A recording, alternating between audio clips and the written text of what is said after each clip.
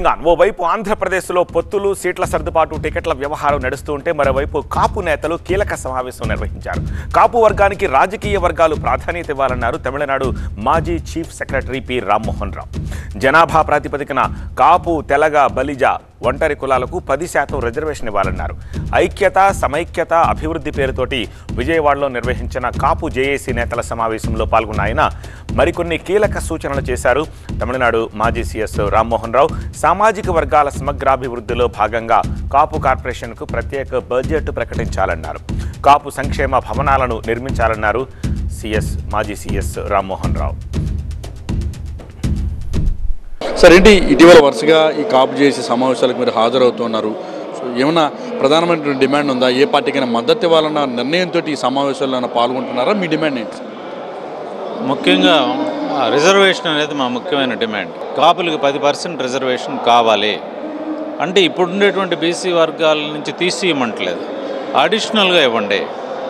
ఎందుకంటే ఆల్రెడీ 20% ఉన్నాం కాబట్టి 10% రిజర్వేషన్ కల్పించాలి. ఉపాధి అవకాశాల్లో రిజర్వేషన్లు కల్పించలేకపోయినా విద్యలోనైనా సరే రిజర్వేషన్లు కల్పించాలనేది ఒక ముఖ్యమైనటువంటి డిమాండ్. అందరూ కూడా జనసేన పార్టీకి మద్దతుగా నిలవాలని కాపులంతా ఒక వేదికపైకి వచ్చే ప్రయత్నం చేస్తారు. మరోవైపు డిమాండ్ ఏంటంటే ఏ పార్టీలో ఉన్నా కూడా కాపులందరికీ మద్దతు ఇవ్వాలని డిమాండ్ రెండో వైపు వినపడుతుంది. సో ఏంటి ఈ ఈక్వేషన్ ఎట్లా చూడాలి, ఏం చెప్తారు? ఏ పార్టీ అయితే ఏ డిమాండ్ని యాక్సెప్ట్ చేస్తుందో ఆ పార్టీని సపోర్ట్ చేయండి.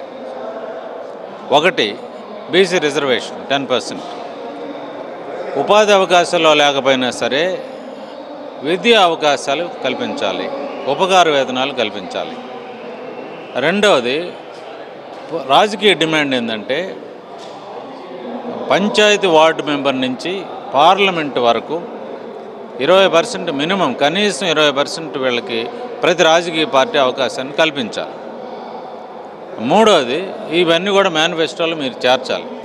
ఎవరైతే ఏ డిమాండ్లు యాక్సెప్ట్ చేయడానికి ముందుకు వస్తారో వాళ్ళని మేము సపోర్ట్ చేయమని చెప్తాం. సో కాన్స్టిట్యూషనల్ పరంగా అసలు ఈ రిజర్వేషన్ ఇవ్వడం సాధ్యం అవుతుందా? మీరు సీనియర్ ఐఏఎస్గా ఉన్నారు, సిఎస్గా కూడా పనిచేశారు అంటే అసలు సాధ్యం అవుతుందా? అవుతుంది, సాధ్యం అవుతుంది. తమిళనాడులో 69% ఉంది, అలాగే కర్ణాటకలో ఉంది, రాజస్థాన్లో ఉంది.